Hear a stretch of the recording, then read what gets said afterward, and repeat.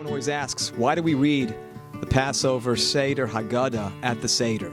It just seems like such an extra load. After all, we just finally got to the Seder. Everyone's looking forward and is so excited to see each other, having a great meal together. And all of a sudden, you say to yourself, first we've got to read an entire book together.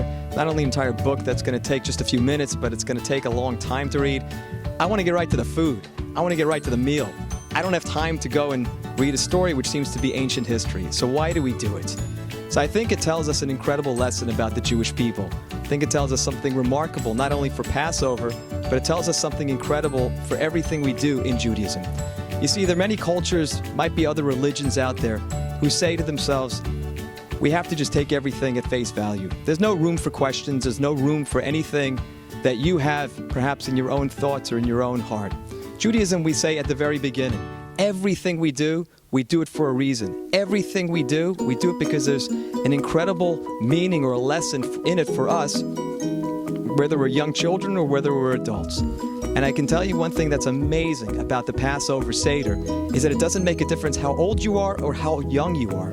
There's always room for questions. Look, one of the first things that we all do when we first learn about Passover is that we learn a song called the Manishtana. What's amazing about the Manishtana is that you see that it's all about the questions.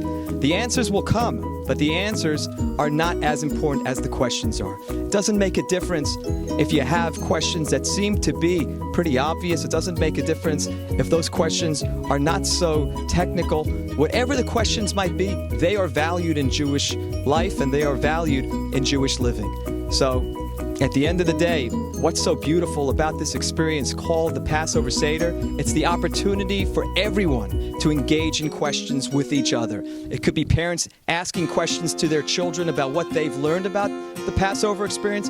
But more importantly, we try to get the children involved and hopefully get them to experience what it's like to ask those questions, because one day they're going to look for those answers, and we want to make sure that at every stage of life, they're reassured that questions are acceptable.